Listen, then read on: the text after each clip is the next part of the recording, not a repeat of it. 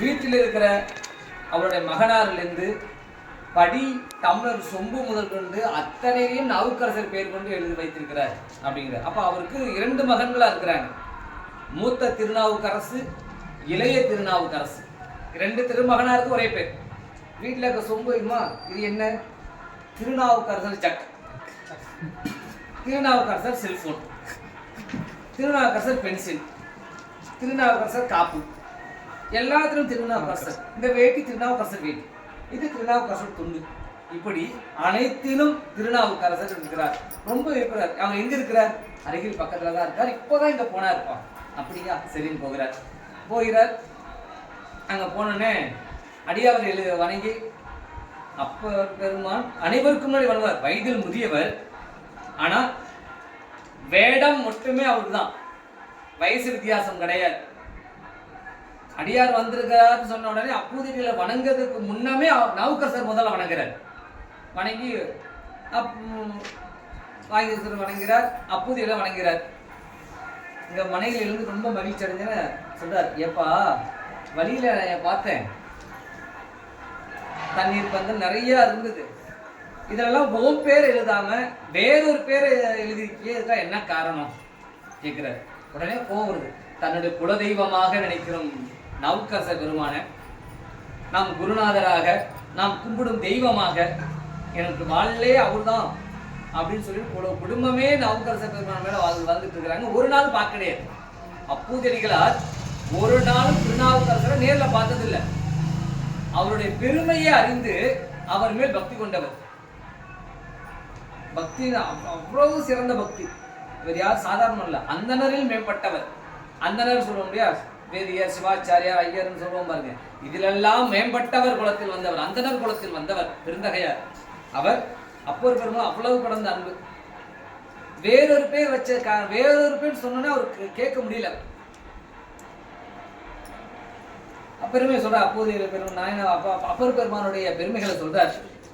சூளையினால் ஆட்கொண்டு இறைவன் திருவிழால வந்தவர், அவருடைய பேரா வேறொரு பெயர். கல்லோடு கட்டி கடலில் போட்டாங்க, கல்லையே மிதக்க வைத்து கரையேறிய பெருமான வேறொரு பெயர். வேடத்துல மங்களமாம் வேடத்துல இருக்கிறீங்க. மங்களம்ன்றது சிவபெருமானுடைய வேடம். மங்களமாம் இந்த வேடத்துல இருக்கிறீங்க, உங்களுக்கு தெரியாதா எங்க இருக்கிறீங்க, நீங்க தான் யார் சொல்லும் அப்படின்னு கோபமா கேட்கிறாரு. ஏன்னா தன்னுடைய குருநாதரை, தன் குல தெய்வத்தை வேறொரு பேர் சொன்னதுக்கே அவருக்கு கோபம் வருகிறது. வேறொரு பேர் சொன்னதுக்கே கட்டுமையா பேசுறாரு. ஏன்னா வேடத்துல இருக்கிறவங்க அப்பர் பெருமான தெரியாம இருந்திருக்க முடியாது. மங்களமா வேடத்துல இருக்கிறீங்க, எங்க இருக்கிறீங்க, நீங்க யார், எப்படி நீங்க சொல்லலாம்னு கேட்கிறார். அப்பதான் சொல்றாரு, நான் எதுக்கும் கிடைத்தில்லாத இறைவனால் சூளை நோயால் ஆட்கொண்ட அதே சிறுமியே நான் தான்பா அப்படின்றார். அப்படியே அவருக்கு உடம்பெல்லாம் சிலிர்த்து போது, கைமணி அப்படியே அப்பர் பெருமான் சரணகமனம் பண்றார். ஓடுறார், பாடுறார், குதிக்கிறார். அவரால் ஒண்ணும் பண்றது தெரியல. தன் தெய்வமே தன் வீட்டுல முன்னாடி நின்றுட்டு இருக்கிற ஓடுறாரு, குதிக்கிறார், கூத்தாடுறார். வீட்டுல இருக்க மனைவி கூப்பிடாரு, குழந்தைய கூப்பிடாரு, எல்லாரும் சொந்தக்காரங்க எல்லாம் கூட்டி ஓடுறார். இப்படி மின்னல் வேகத்துல ஓடுறார். உடைய எல்லாரும் இழுத்து வணங்க வைக்கிறார். வணங்கின உடனே அவருக்கு ஒரு ஆசை, அப்பர் பெருமானுக்கு இங்க அமுது செய்யணும். அன்பருடைய விருப்பத்தை ஏற்று இறைவன் சரின்னு சொல்றார். அப்பர் பெருமான் சரின்னு சொல்றார். நல்ல கரியமுதுன்னா காய்கறிகள். இது அன்பரன் மேற்கொண்டு வச்சுக்கணும். ஏன்னா கரியமுதுன்னு வரும்போதே யோசிச்சேன், சில அன்பர்கள் இல்லை கரியமுது ஆகா என்ன கறி போடலாம் இன்னைக்கு அப்படின்னு நினைக்க தோணும். அதனால கறி என்பது காய்கறி. உணவு படைச்சு காய்கறிகள்ல எத்தனை விதங்கள் செய்ய முடியுமோ எல்லா விதமான கறிகள் அமைத்து விதவிதமா செய்த விருப்பமோடு செய்யறாரு. இதுல என்ன விருப்பம்னா, இப்ப நயனார் புராணம் பார்க்கும்போதெல்லாம் ஒவ்வொரு நயனா தனித்தனி பார்த்தோம். விருப்பமுடன் அமுது செய்யணும், விருப்பத்தோடு சமைக்கணும். அப்ப விருப்பத்தோடு சமைக்கும் பொழுது அந்த சாப்பாடு சுவையாக மாறிடும். விரும்பி அன்பர்கள் பணிவாரம் செய்யும் போது இறைவனுக்கே திருவமுது செய்த பலனாயிடும். இறைவனுக்கு பண்ணதை விட ஒரு பலன் அதிகம். அப்படி அமுது செய்யறாங்க. சாப்பாடு எல்லாம் செய்தாச்சு. நாவுக்கரசர் பெருமானும் அமுது செய்ய போறாங்க. அடியாறு திருவமுது குருத்தி இலையை பறிச்சுட்டு சொல்லி தன்னுடைய மூத்த பையனை அனுப்புறாரு. குருத்தி இலைனாக்க இலை விரியாம அப்படி சுருண்டு இருக்கும் பாத்தீங்களா, அதான் குருத்தி இலை. அந்த குருத்தி இலையை பறிச்சுட்டு சொல்றாரு. அந்த குருத்தி இலையில அடியாறு திருவமுது பண்ணுவது மிகவும் சிறந்தது. சாதாரணமா இலைய போடுறத வரைக்கும் குருத்தலையில பண்ணணும். ஏன்னா அதுல எதுவுமே ஒரு பூச்சி உட்காந்துருக்காரு, சுத்தமானது, இளம் தளிரா இருக்கும். அந்த குருத்தலையில பறிச்சுட்டு மூத்த மகனார அனுப்புறார். அவரும் ரொம்ப அப்பா அப்பர் பெருமானுக்கு நம்மளால முடிஞ்ச காரியம் போய் வாயை பறிச்சுட்டு வரதான். இது பெரிய பாக்கியமா நினைச்சு அந்த குழந்தை வேகமா போகுது. போனோன்னா இந்த குருத்தலையை அறுக்கும் பொழுது பக்கம் அங்கே இருக்கும்போது ஒரு நாகம் என்ன பண்ணி தீண்டின உடனே தாங்க தோட்டத்தில் விழுந்துட்டோம் செத்துட்டோம்னா அந்த இலையை யாருக்கு கொடுப்போம், அப்பர் சாமி சாப்பிடணுமே அப்படின்னு அந்த இலையை கையில் எடுத்து குழந்தை வேகமாக ஒடியாரு. மூத்த திருநாவுக்கரசர் வேகமாக வரும்போது நம்ம உடம்புல என்ன ரத்த ஓட்டம் அதிகமாகும். அப்போ அந்த வேகம் வந்துட்டு விஷம் வந்து ஒவ்வொரு பாகமாக ஏறுது. உள் உறுப்புகள்லேருந்து, ரத்தத்துலேருந்து, சதைகள்லேருந்து, நரம்புகள்லேருந்து எல்லாமே ரத்தம் ஏறி தலை வரைக்கும் விஷம் ஏறி அம்மாவுடைய கையில் கொடுத்து வாசல்லே விழுந்துடுறார், இறந்துடுறார்.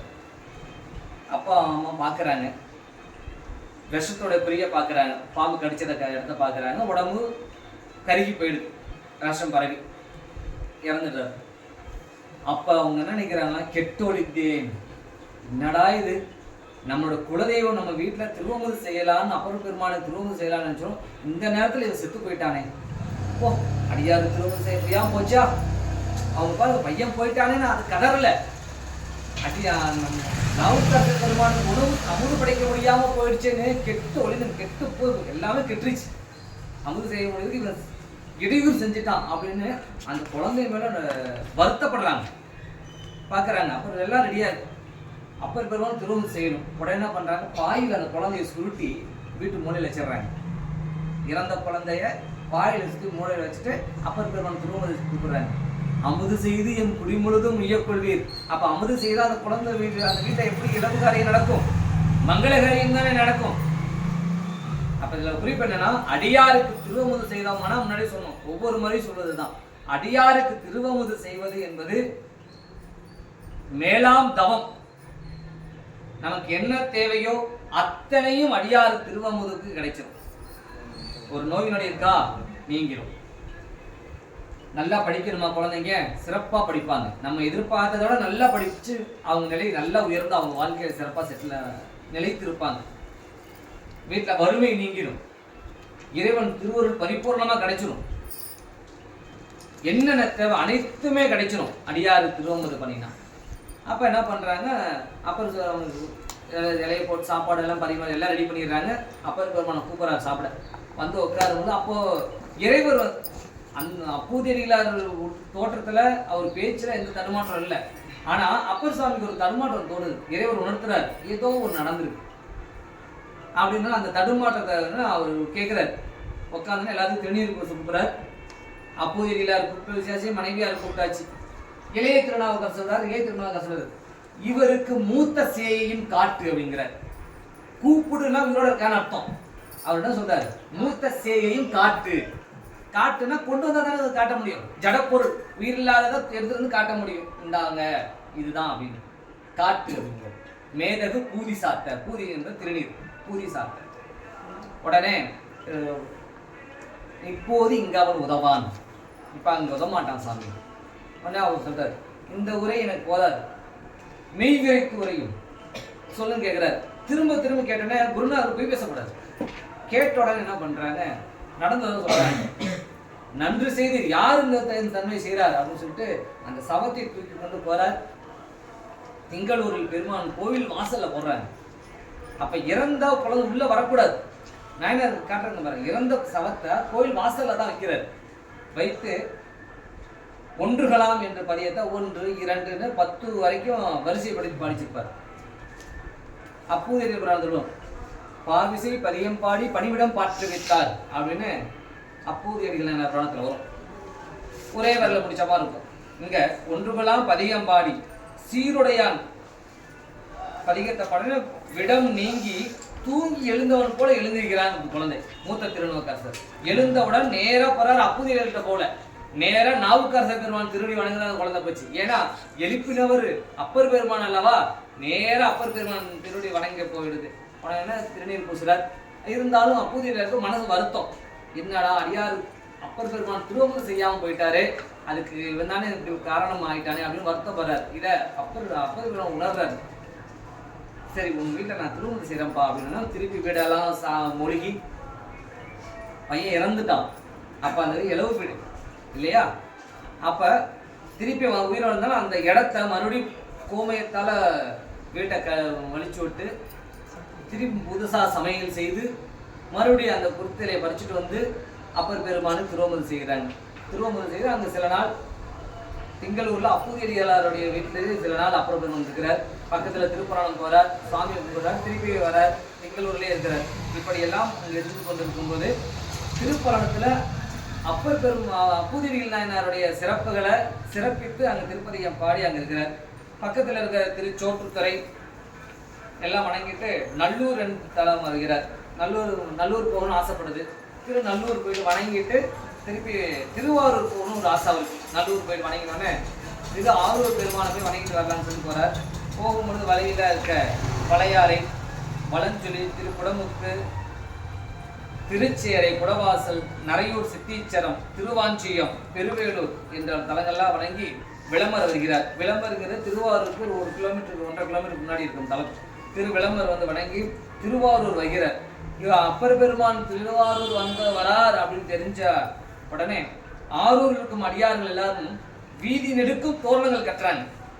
திருமங்கலம் செய்தார்ன்றது மங்களகரம், ஊரையே மங்களகரமா மாத்துறது, சிவமா மாத்துறது, திருவிழா கோலமாக கொண்டாடுவது. அப்பர் பெருமான் வராருன்னு திருவீதி முழுக்கும் மாந்தோரணம் கட்டுறாங்க, குறுக்கு கட்டுறாங்க, வெண்கொடி ஏற்றுறாங்க. அப்ப ஒவ்வொரு வீட்டு வாசல்லையும் ரிஷபக்கொடியும் வெண்கொடியும் ஏற்றுவது அந்த வீடு சிவபெருமானுடைய இல்லம் அப்படின்னு தெரிஞ்சுக்கலாம். வெண்கொடி ஏற்றுறாங்க. எல்லார் வீட்டு வாசல்லையும் விளக்கு வைத்து பூரண கும்பம் வைத்து அப்படியே வீதிகளே தோரணம் அலங்கரிக்கிறாங்க. எல்லா அடியாரும் எதிர்கொண்டு அப்பர் பெருமானை எதிர்கொண்டு போறாங்க. ஆரூர் எல்லையிலே நடக்குது. ஆரூர் எல்லையில எல்லாரும் வணங்குறாங்க. அப்ப அடியாரப்பா சொல்றார், புற்றிடம் கொண்டாந்தன் புண்ணியம் எமக்கும் உண்டுகளோ சாமி. புற்றிடம் கொண்ட அடியார் நீங்க, என்னையும் அடியாரா ஏற்றுக்கொள்வாரா அப்படின்னு சொல்லிட்டு தன்னை அடியாராக ஏற்றுக்கொள்வாரா என்று புற்றிடம் கொண்ட அடியார் திருவாரூர் அடியார்களிடத்துல கேட்கிறார். எல்லையில கேட்டு பாடிட்டு அங்கிருந்து உள்ள போகிறார். வணங்கி எல்லாரும் உள்ள போகும் பொழுது தேவாசிரிய திருக்காவணம் வணங்கி, தேவாசிரியர்களும் பார்த்துருக்கோம். தேவாசிரிய திருக்காவணம் என்பது அத்தனை தேவர்களும் மும்மூர்த்திகளும் சித்தர்கள் முனிவர்கள் அனைவரும் அடியார்கள் புடைசூழ இருக்கும் பெரிய இடம் அதுதான். அங்க வணங்காம போகக்கூடாது. திருவாரூர் போனா தேவாசிரிய திருக்காவணம் வணங்கணும். அங்க திருக்காவணத்தை வணங்கிட்டு உள்ள போகிறார்.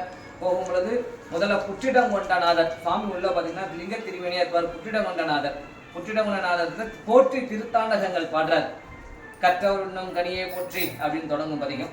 அந்த போற்றி திருத்தாண்டகத்தை பாடுகிறார். புற்றிடம் கொண்டார் பக்கத்திலேயே வீதி விடங்க பெருமான் இருப்பார். இப்ப தியாகேஸ்வர் சொல்லுவாங்க, தியாகராஜர் தியாகேச பெருமான். அவர் வீதி விடங்க பெருமான். அவர் அந்த வீதி விடங்க பெருமான் முன்னாடி காண்டலே கருத்தாய் நினைந்து எனும் பதிகம் பாடுகிறார். தூண்டா விளக்கின் ஜோதி இந்த திருப்பதிகங்களா பாடி அங்க கோயிலை வளம் வந்து அங்க இருக்கிறார். திருப்பி தேவாச திருக்காவணம் வந்துட்டு அங்கேயே இருக்கிறார். கனி இருக்க காய தேடி யாரா போவாங்களா? அந்த கனி யாரு அப்படின்னா அடியார்கள் தான் கனி. காய் யார் தெரியுமா? சிவபெருமான். அவர் சொல்றார், கனி அடியார்கள் இருக்கும். அடியார்களை வணங்கினாலே சாமி வணங்கிடுவோம். சாமியை வணங்கினது மேலாமாயிடும். தேவாசிரியத்திற்காக அதை உணர்ந்து அங்க ஒரு பதியம் பாடுகிறார். கனி இருக்க காய் இருக்க கல்வனேன் அப்படின்னு சொல்லி பதியம் பாடல் ஒரு பதியம் பாடுவார். அப்ப அந்த கனி அடியாரிடம் கனி. காய் தானே அப்புறம் கனியும். அப்ப அந்த கனிந்து பழுத்து நிறைந்து முழுமையா நிறைந்த அருள் பெற்றவர்கள் யாருன்னா அடியார்கள் தான். இப்ப அடியார் திருக்கூட்டத்தை வணங்கி அங்க இருந்து திருவாரூரிலே சில நாள் இருக்கிறார். 225வது பாடல் பார்த்தீங்கன்னா மார்வார பொலிகண்ணீர் என்று வரும். இந்த பாடல் அப்பர் பெருமானுடைய துதி பாடலாக குறிச்சு கொள்ளுங்க. அப்பர் பெருமானுடைய திருமுடியிலிருந்து திருப்பாதம் வரைக்கும். தம்பி நேத்திக்கு மாலையே வரல, மாலை கொண்டே வரல. நீங்க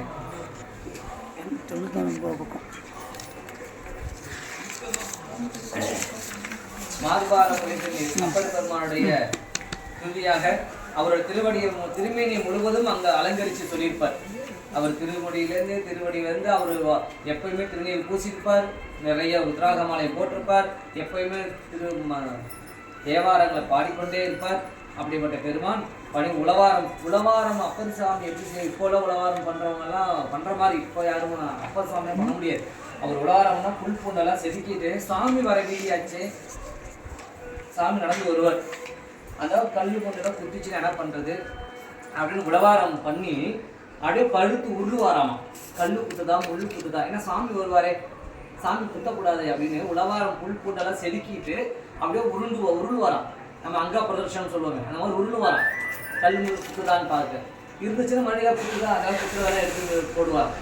இப்போ நம்ம என்ன பண்ணுவோம் தெரியுங்களா, இந்த இடத்துல கல் இல்லையா, அந்த இடத்துல கொஞ்சம் கல்லை போடு, அது எதாவது இதை தூக்கி போடுவோம். யாராவது எவனா குத்திட்டு போட்டோம்.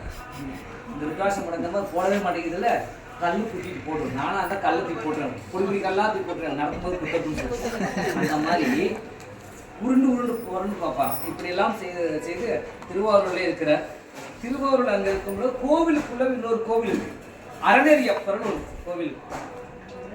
அறநெறியப்பர், அந்த அறநெறிப்பர் யார் அப்படின்னா நமினந்தியடிகள் நாயனார் விளக்கேற்றி திருத்தொண்டு செய்த தலம். திருவாரூர் பெரிய கோவில், 5 வேலி கோவில். ஊரை பிரிக்கலாம், 5 வேலி ஊர், 5 வேலி குளம், கமலாலய குளம், 5 வேலி கோவில். ஒரு வேலிங்கிறது 1 ஏக்கர். 5 வேலினா 5 ஏக்கர். கோவில் வந்து 5 ஏக்கர்ல இருக்கு, குளம் 5 ஏக்கர்ல இருக்கு. சமமா சாமி வச்சிருக்கிறார். கோவில் 5 ஏக்கர், குளம் 5 ஏக்கர்ல 5 வேலி கோவில். அந்த கோவிலுக்குள்ள ஒரு கோவில் இருக்கு, அந்த அறநெறியப்பர். அந்த அறநெறியப்பருக்கு தினமும் தீபம் ஏற்றிக்கிறது தொண்டு செய்தார் நமினந்தி அடிகள் விளக்கு. அப்ப சமணர்கள் என்ன பண்றாங்க, அவருக்கு விளக்குக்கு எண்ணெய் தராம தடை பண்ணிட்டே இருக்கிறாங்க, தடையாயிடுது. பாக்குறார், விளக்குக்கு என்ன தர மாட்டியா, பரவாயில்ல போ அப்படின்னு சொல்லிட்டு தேவாசி திருக்காவணம் பக்கத்துல சங்கு தீர்த்தம்னு ஒரு கிணறு, அந்த நேரம் உள்ள போறார், தண்ணி மொழ்றார். அறநெறிக்கு கோவில் முழுவதும் விளக்கு வச்சு திரி போடுறார், கோவில் முழுசும் விளக்கேற்றுறார், வச்சு திரிய போடுறார். அந்த சங்கு தீர்த்தத்தை தண்ணி எடுத்துக்கொண்டு எல்லா விளக்கு ஊத்துறார், பத்த வைக்கிறார். அழகா எண்ணெய் ஊத்துனா கூட அப்படி எரியாது, அவ்வளோ அழகா நின்று பிரகாசமா சுடர் விட்டு எரிகிறது அந்த தெய்வம். அப்படி தொண்டு செய்தவர் அறநெறியப்பருக்கு பண்றார்.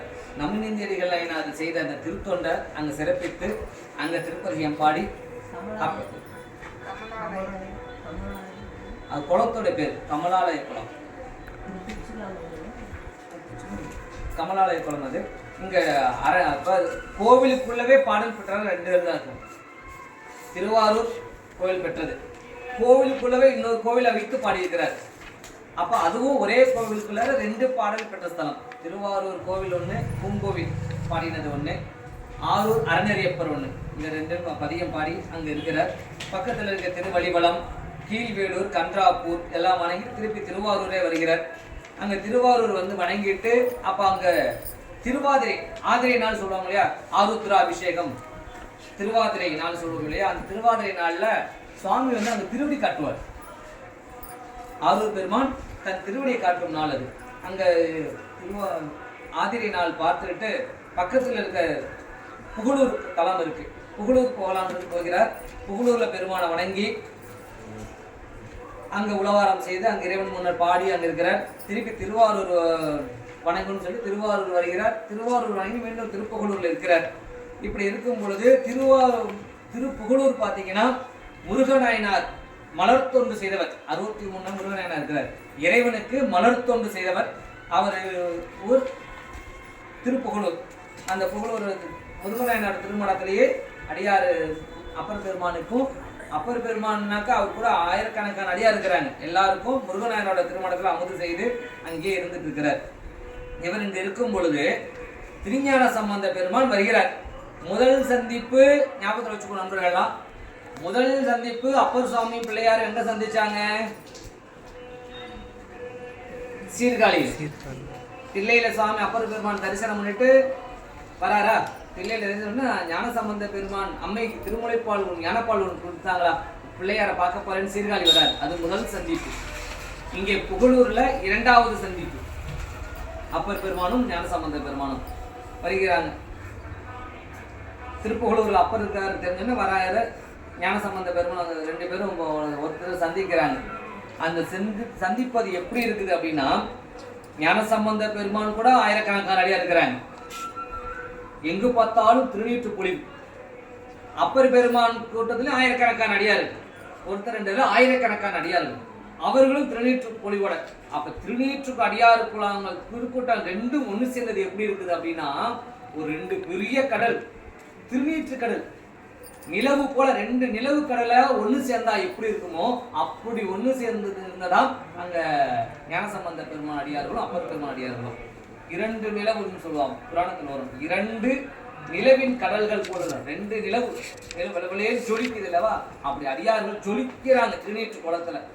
அப்படி ரெண்டு திருக்கூட்டமும் ஒன்றாக சேர்ந்தது அப்படின்னு சொன்னா அப்படி சொல்றார். பிள்ளையார் கேட்கிறார், அப்பரே எங்கிருந்து வரீங்க? நான் திருவாரூர்ந்து வருகிறேன். திருவாரூர்ல இருந்தா அங்க இப்ப என்ன நிகழ்வு பார்த்தீங்க அப்படின்னு கேட்கிற. அப்ப சொல்றார், இப்ப திருவாதிரை விழா ஆதிரை விழா நடந்தது, ஆதிரை விழா முடிச்சுட்டு அதை பார்த்துட்டு வரேன் அப்படின்னு சொல்லி பதியப்படுவார். முத்து வீதானம் மணி பொற்கவரி முறையாளே பக்தர்களோடு பாவைய சூழ பலி பின்னே அப்படின்னு பதியம் பாடுறார். ரொம்ப அருமையா இருக்கும். இந்த பதியம் பாடணும்னா ஆரூர் பெருமான் உடனே பார்க்கணும்னு சொல்லிட்டு அவர் புகழூர்ல கூட சாமி பார்க்க போகல பிள்ளையார். அப்படியே வணங்கின இடத்துல இருந்து நான் நீங்க புகழூர்லயே இருங்க, நான் போய் ஆரூர் பெருமானை பார்த்துட்டு வந்துடுறேன்னு ஞானசம்பந்த பெருமான் திருவாரூர் புறப்படுறாரு. அப்படி அவரு அப்பர் பெருமான் என்ன பண்றார், புகழூர்லயே இருக்கிறார். புகழூர்ல அங்க இருக்கும் பொழுது அங்க பக்கத்துல இருக்க திருச்செங்காட்டங்குடி, திருநள்ளாறு, திருமருகல் போன்ற தலங்கள்லாம் வணங்கிட்டு பிள்ளையார் வருவதுக்குள்ள, ஏன்னா பிள்ளையாரும் போகும்போது வழியில உள்ள தலங்கள்லாம் வணங்கிட்டு தான் போவாரு. அதனால பிள்ளையார் வருவதற்குள்ள இந்த தலங்கள்லாம் பாடிட்டு புகழூர் மடத்திலே வந்து சேர்ந்து இருக்கிறார் அப்ப சுவாமிகள். ஞானசம்பந்த பெருமானும் புகழூர் வந்துடுறார். அப்ப முருகநாயனார் திருமணத்துல பக்கத்துல செங்காட்டங்குடி இல்லையா, அங்க வள்ளலார் சிறுத்தொண்ட நாயனார் இருக்கிறார். எவ்வளவு சிறப்பாங்க, வள்ளலார் குறிப்பு போட்டுக்கோங்க, வள்ளலார். அந்த வள்ளலார் 242வது பாடல். சிறுத்தொண்ட நாயனார் அங்க மடத்துல இருக்கிறார். யாரோட மடத்துல? முருகநாயனாரோட மடத்துல இருக்கிறார். பக்கத்துல நீலநக்க நாயனார் இருக்கிறார். நீலநக்கர் யார் அப்படின்னா சிவபூஜை பண்றவர். நல்லா பார்த்துக்கோங்க, நீலநக்க நாயனார் சிவபூஜை பண்றார். அவர் வேதியர் அவர். சிறுத்தொண்ட நாயனார் அடியாருக்கு திருவமுது செய்தவர். முருகநாயனார் மலர் தொண்டு செய்தவர். 3 இருக்கிறாங்க. ஞானசம்பந்த பெருமான் கூடவே ஒருத்தர் இருப்பார், திருநீலகண்ட யாழ்ப்பாண நாயனார். ஞானசம்பந்த பாட பாட யாழ் வாசித்துட்டே இருக்கிறாங்க. அப்ப பாட்டு இசை பாடுறவங்க இருக்கிறாங்க, இசை வாசிச்சு பாடுறவங்க இருக்கிறாங்க, மலர் தொண்டு செய்தவர் இருக்கிறாரு, அடியார் திருவமுது செய்தவர் இருக்கிறாரு, சிவபூஜை பண்றவங்க இருக்கிறாங்க, பிள்ளையார் இருக்கிறாரு, அப்ப சுவாமி இருக்கிறாரு. அப்ப எல்லாம் ஒன்னா இருந்த திருமணத்துல எத்தனை அடியார் இல்லை, ஆயிரக்கணக்கான அடியாருக்கும் முருகநாயகர் மடத்துல திருமுது செய்தாங்க இருக்கும்போது அப்ப எல்லாம் கலந்து பேசிக்கிறாங்க. தொண்டுகளிலேயே எந்த தொண்டு சிறந்த தொண்டு? அப்ப சொல்ற ஞானசம்பந்த பெருமான் அப்பர் சாமி 2 பேரும் சொல்றாங்க, தொண்டுலேயே சிறந்தது அரணார் புகழ் பாடுவது. அரணார் புகழ் பாடுவதுதான் தொண்டிலேயே பெரிய தொண்டு. அவ்வளவு கழி போடுறாங்க. அத்தனை அடியார் அரகர அரகர அரகர அரகர அரகர உணக்கம் செய்கிறார். அப்ப யாரும் கோச்சுக்கல, ஏப்பா நான் சாமிக்கு விடியற்காலம் பூ மலருக்கு முன்னாமே மலர், பூ, கொடி, பூச்செடி, பூ, நீர், பூ, பலவிதமான பூக்கள்ல போறேனே, அப்ப என் தொண்டு குறைவா? குங்குலி என்ன கேட்கலாம், எப்ப நான் சாமிக்கு சாம்பிராணி போட்டு இருந்தேனே, குங்குலிய தூபம் போட்டனே, அப்ப அந்த தொண்டு குறைவானதா? நான் அடியாறு திருமுது பண்ணிட்டு இருந்தேனே, அந்த தொண்டு குறையா? நான் சிவ பூஜையை ஒரு நாளைக்கு 6 காலம் செய்தனே, இந்த பூஜை குறைவானதா? யாரும் கேட்கல. ஏன் அப்படின்னா எல்லா தொண்டுகளும் சிறந்த தொண்டா இருந்தாலும் தலை சிறந்த தொண்டு சாலம் மிக்க உயர் திரு தொண்டு. இது ஞானசம்பந்த பெருமான் புராணத்துல வரும். சாலம் மிக்க உயர் திரு தொண்டு. எல்லாம் அடைமொழி பெருசுதான். சாலம்னாலும் உயர்ந்தது, மிக்க உயர்ந்தது, சால மிக்க உயர்ந்தது. அப்படிப்பட்ட பெரிய தொண்டு என்ன அப்படின்னா அரணார் புகழ் பாடுவதுதான் அப்படின்னு சொல்லி அங்கெல்லாம் நாயனார்கள் எல்லாம் இருக்கிறாங்க. அங்கிருந்து இப்போ 2 பேரும் நீலநக்க நாயனார், முருகநாயனார்லாம் ஞானசம்பந்த பெருமானோட சேர்ந்து திரு அம்பர் மாகாளம் போறாங்க, திருக்கடவூர் போறாங்க. திருக்கடவூர்ல குங்குலிய கலிய நாயனாருடைய தலம். அங்க போனா அங்க குங்குலிய கலிய நாயனாருடைய மடத்துல எல்லா அடியாருக்கும் ஞானசம்பந்த பெருமான் அப்பர் பெருமானோட அடியார்களுக்கும். ஏன்னா இப்போ 2 பேரும் ஒன்றா போகிறாங்க தலையாத்திரை. ஞானசம்பந்த பெருமானும் அப்பர் சாமி ஒன்றா தலையாத்திரை மேற்கொண்டு போயிட்டு இருக்கிறாங்க. அப்போ திருக்கடவுரில் குங்குளி கலைஞருடைய மடத்தில் 2 அடியார் கூட்டத்துக்கும், ஆயிரக்கணக்கான அடியார் கூட்டத்துக்கும் அமுது செய்து அங்கே நாயன்மார் இருக்கிறாங்க, பரமாச்சாரியார் இருக்கிறாங்க, எல்லாம் அங்கே செய்து அங்கே இருக்கிறாங்க. அங்கே இருக்கும் பொழுது பக்கத்தில் திருக்கடவுர் மயானம், திரு ஆக்கூர் எல்லாம் வணங்கி கொண்டு திருவீலிமிழலை வராங்க. திருவீலிமிழலை மிக சிறந்த தலம். சிவபெருமான் திருமணமான தலம். அங்கு அம்மை சுவாமி பார்த்தீங்கன்னா மாப்பிள்ளைநாதர் மாப்பிள்ளை சுவாமிகள் அவர். அம்பாள் கோகிலாம்பாள். சாமி கருவறையில பார்த்தீங்கன்னா மணக்கோலத்துல தான் இருப்பார். திருமண கோலத்துல கருவறையில எப்பயுமே திருமண கோலத்துல தான் சாமி இருப்பார். அங்க இருக்க விமானம் விண்ணிலி விமானம் சொல்லுவாங்க. விண்ணிலி விமானாக்க மண்ணுலகத்துல கட்டின மனிதர்களால கட்டின விமானம் கிடையாது. தேவலோகத்திலேருந்து வந்த விமானம், அதான் விண்வெளி விமானம். அது அங்க உள்ள சுவாமி தான் மகாவிஷ்ணு 1000 மலர்களால அர்ச்சனை பண்ணி சுதர்சன சக்கரத்தை பெற்ற தலம் அது. சாமி பெருமாள்கிட்ட சக்கரம் கிடையாது, சிவபெருமானுடைய திருவடியில இருந்தது அந்த சுதர்சன சக்கரம்.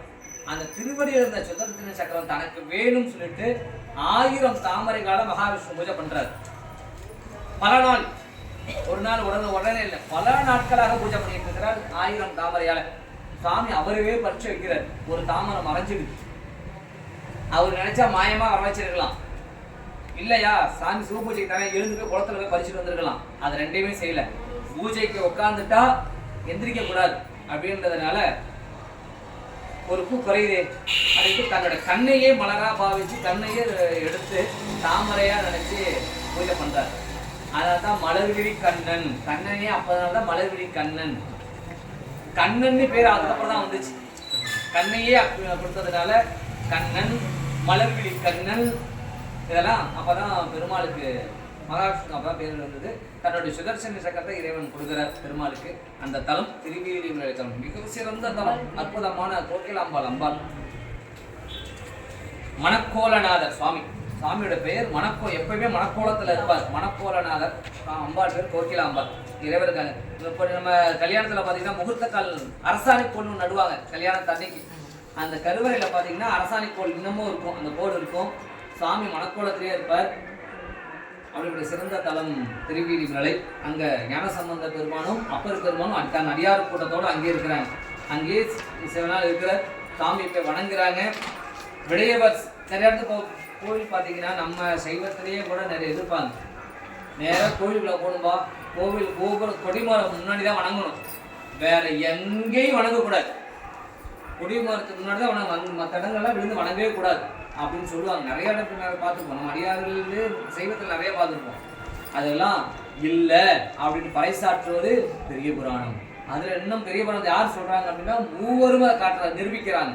இங்க வராரு பாருங்க, 252வது பாட்டுல இறைவர் முன்னாடி வராங்க. வென்று விடையார் சேவடிக்கு விழுந்தார் எழுந்தார். அப்ப இறைவர் முன்னாடி விழுந்து வணங்கி இருக்கிறாங்க.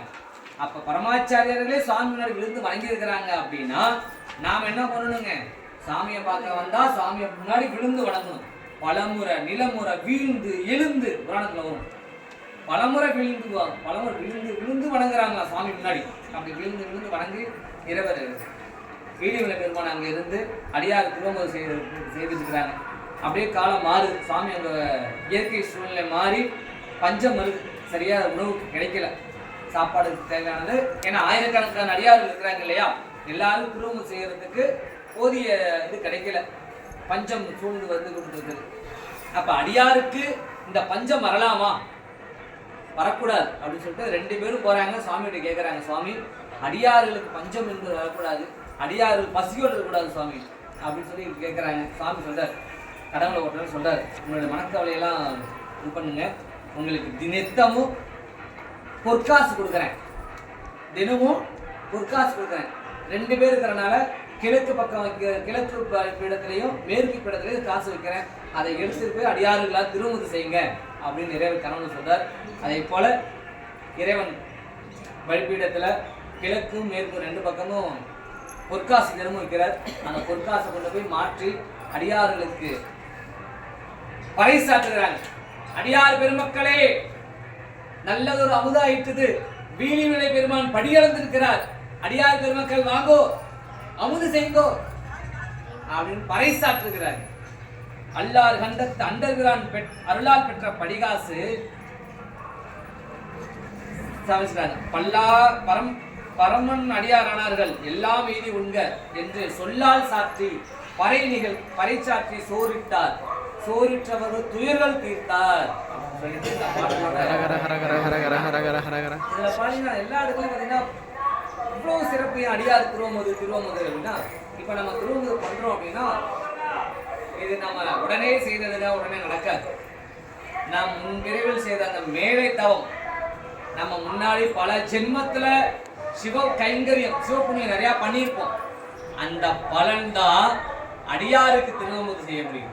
இல்லைன்னா நேரம் எப்பா கோவில் இன்னைக்கு அன்னதானம் பண்ணிடலாமா அப்படின்னு போயிருப்போம். அதுக்கே பல ஜென்மம் புண்ணியம் இருக்கணும். நீங்க கோவில்ல அன்னதானம் பண்றோம் அப்படின்னாலே என்ன பண்ணணுங்க, பல ஜென்மம் புண்ணியம் அணிந்திருக்கணும். அதுவே அடியார்களுக்கு திருவமுது செய்யணும் அப்படின்னா எண்ணில் அடங்கா புண்ணியம் அணிந்திருக்கணும். சாமிக்கு பண்றதை காட்டிலும் அடியார்களுக்கு திருவமுது பல காலம் எண்ணில் அடங்காத காலம் அவர்கள் அந்த தவம் பண்ணியிருந்தா சிவ புண்ணியங்கள் சிவ கைங்கரியங்கள் செஞ்சிருந்தாதான் அடியார்களுக்கு திருவமுது செய்ய முடியும். அப்ப அடியாறு திருவமுது செய்யணும் நம்ம விருப்பத்தோட செய்யணும். பார்த்து பார்த்து மகிழ்ச்சி சந்தோஷமா செய்யணும். அது செய்தோமானால் மண்ணினில் பிறந்த பயன் மண்ணல நம்ம மண்ணை பிறந்ததுக்கு என்ன பலன், வந்தோம் வாழ்ந்தோம் போனோம் அப்படி இருக்க கூடாது. மண்ணில் பிறந்ததுக்குரிய பயன் என்ன, அண்ணலார் அடியார் தம்மை அமுது செய்வித்தல். அடியார்களுக்கு திருவமுது செய்வதற்காக தான் நம்ம பிறப்பெடுத்திருக்கிறோம். இறைவன் திருவடியை பணிவதற்கும் அரணார் அடியாருக்கு திருவடி பணிவதற்கும் அடியாருக்கு திருவமுது செய்வதற்காக தான் இந்த பிறவி எடுத்திருக்கோம். எனக்கு சொந்த வீடு வேணும், காரு வேணும், நகையெல்லாம் வேணும்னு யாருங்க அதெல்லாம் அதுக்காக நம்ம வரல. நம் பிறவியை நீக்கி இறைவனோட திருவடியை சேர்வதற்கு பெரிய உதவிகரம் எது அப்படின்னா அடியார்களுக்கு திருவமுது செய்வதும் அரணார் புகழ் பாடுவதும் அடியார்கள் கூடி ஒன்று சேர்ந்து இருப்பதற்கு தான் காரணம். இதால மட்டும்தான் சரிப்பா இத்தனை இருக்கு அப்படின்ட்டு. அடுத்து ஒரு சின்ன ஒரு செய்தியாக என்ன அப்படின்னா, நம்ம திருவிழிமலை சந்திப்பிலே நிறைவு பண்ண நினைச்சோம். சாமி வீழ்மலை திருவமுதோட வந்து விட்டார். அதே போல அடியார் தெரிஞ்சுக்கிற ஒரு விஷயம் என்ன அப்படின்னா, அடியார்கள் காலை நேர உணவு அளிக்கிறது என்பது ஒரு காலம் ஒரு பக்கம் வைத்துக் கொள்ளலாம். அடியார்களுக்கு மதிய நேர உணவு அது அடுத்த வாரம் அமரோட வரும், அதில் சொல்லிடுறேன். எப்படி மதியான நேரத்தை சாப்பாடு போடணும் அப்படின்னா நாட்கூருக்கு முன்னமே சாப்பிடணும். நாட்கூர்ங்கிறது 12 மணி. 12 மணிக்கு முன்னாடி நம்ம வீட்டில் ஒரு 20 அடியார் வராங்க அப்படின்னா 12 மணிக்கெல்லாம் அடியார்கள் சாப்பிடணும், நம்மளும் சாப்பிடணும். அப்படி சாப்பிட்டா திருவருள், இல்லையே குற்றம் வந்து சேர்ந்தோம். நான் 1:30 மணிக்கு தான் சோறு போடுவேன், நான் 2 மணிக்கு தான் சோறு போடுவேன், நான் கரெக்டா 1 அடிச்சாதான் சோறு போடுவேன்னு போட்டோம்னா அது திருவமுதல்ல. அது என்ன ஆயிடுங்க, குற்றம் ஆயிடும், குற்றம் அமுதம் ஆயிடும். எதனாலன்னா அதுதான் சிறப்பு. அடியார்களுக்கு உச்சி காலத்துல, உச்சிங்கிறது சரியா 12 மணி உச்சியம் பொழுது அப்படிம்பாங்க தமிழ்ல. அந்த உச்சியம் பொழுது நாட்கூர் முன்னாடி அடியார்கள் சாப்பிடணுமா. அப்ப கால சாப்பாடு வேண்டாம். ஏன் அப்படின்னா அடியார்கள் பசித்து ருசித்து சாப்பிட வேண்டும். நான் காலைல 10 மணிக்கு 8 மணிக்கு சாப்பிட்டேன் அப்படின்னா 11 மணிக்கு சாப்பிட முடியுமா? வயிறு முட்டை சாப்பிடுவோமா? சாப்பிட மாட்டோம். சாப்பிட்டதே ஒரு மாதிரி இருக்கு, கொஞ்சமா போதும், இவ்வளோ வைங்க, ஒரு இட்லி 2 இட்லி வைங்க, எனக்கு கொஞ்சம் ஒரு கண்டிப்புலாம் போதும் போதும் போதும் அப்படின்போம். அப்படி சாப்பிடக்கூடாது. ஒரு அடியார்கள் சாப்பிட போறோம்னா காலையில நம்ம வயிற்ற காலி பண்ணிட்டு போகணும். அப்பதான் அவங்க குடும்பம் அவங்களுடைய துயரம்லாம் காலியாகும். நம்ம வயிறு காலியா அடியார்கள் சாப்பிட போனா அவங்களோட துயரம் எல்லாம் காலியா போயிடும். எவ்வளவு சிறப்பு பாருங்க அதுல. அப்ப நம்ம காலையில சாப்பிட்டோம், மதியம் நாட்குடும்பம் சாப்பிட முடியுமா? முடியாது. அப்ப அந்த காலத்துல என்ன பண்ணிருக்காங்க, காலையில எதுவுமே கிடையாது, உச்சி காலத்துல தான். அப்படி காலையில சாப்பிட்டாங்கன்னா ஒரு 7 மணிக்கெல்லாம் சாப்பிட்டுருப்பாங்க. 7 மணிக்கெல்லாம் உணவு எடுத்துருக்கணும். ஏதாவது சிற்றுண்டி போல உணவு எடுத்திருந்தா உச்சி பொழுதுல அடியாறு திருவமுது செய்யணும். அப்படி செய்யறவங்க இப்ப யாராவது இருக்கிறாங்க அப்படின்னா எமக்கு இருந்து ஒரே ஒரு அடியார் கூட்டம் மட்டும்தான் இருந்தது. இப்ப அதுவும் இல்லை. அதுவும் இறைவன் நம்பிகள் பெருமான் போதும் பணி நீர் செய்தது எம் உடனே வா அப்படின்னு தன்னோட அழைச்சின்னு போயிட்டார். வேற யாரும் நாட்கூர் பண்ணிட்டுதான் இதுவரைக்கும் நான் கேள்விப்படலை. நாட்கூருக்கு முன்னாடி 400 அடியா இருந்தாலும் சாப்பிட்டுருவோம் அந்த காலம். அப்ப அந்த காலங்கிற அது அந்த காலம் தான். அந்த காலம் அப்படின்ற மாதிரி இந்த காலத்துல நடக்குமான்றது தெரியல. 12 மணிக்கு முன்னாடி சாப்பிடுவோம். அப்படி இல்லம்மா, 7 பொழுதுங்கிறது நம்ம ஒரு 7 மணிக்கு சாப்பிடுவோம். 7:30 மணிக்குள்ள சாப்பிடணும். காலை அதே மாதிரி உணவு எடுத்தோம்னா சிற்றுண்டியா ஒரு 7 மணிக்கு எடுத்துடணும். உச்சி பொழுதுதான் நெய்ச்சோறு விதவிதமா 6 வகை சுவையோட சாப்பிட்டாங்க. உச்சியும் பொழுதுல தான் பண்ற மாதிரி வரும். இப்ப சிறுத்தொண்டனால உச்சி பொழுதுதான் சாப்பிட போட்டு பண்ணியிருப்பார். அதனால அடியார் தேடி காலையில இருந்து தேர்றாரு, எங்கவே கிடைக்கல. சாமி வரார், உத்ராபதியாரா வரார். அது அடுத்த வாரம் பார்க்கலாம். அதே போல இதை நம்மளுக்கு ஏன் சில விஷயங்கள் நம்ம நடக்கணும் அப்படின்னா, ஒரு சின்ன ஒரு நிகழ்வு சாமி சொல்றாரு. வார ஒரு கதை உங்களுக்கு எல்லாம் நீங்க சொல்ல போகணும். பெரிய புராணம் இது சிறப்புரை. சிறப்பா நம்ம நாயனார் பத்தி பார்க்கலாம். சின்ன சின்ன செய்தி போல நமக்கு ஒரு விஷயம் தெரிஞ்சுக்கணும் அப்படின்னா வாரம் ஒரு குட்டி கதை ஒன்று சொல்ல போறாங்க. சாமி சொல்றாரு, எப்ப வாரம் ஒரு கதை சொல்லுங்கப்பா அப்படின்னு சொல்லிட்டு. இந்த கதை நமக்கு உறுதி தரும், நம்மளை மாற்றக்கூடிய கதை. என்ன அப்படின்னா, இப்ப நம்ம பார்த்தோம் சாமி இத்தனை பண்றார், அடியார் திருமுது பண்றாங்க.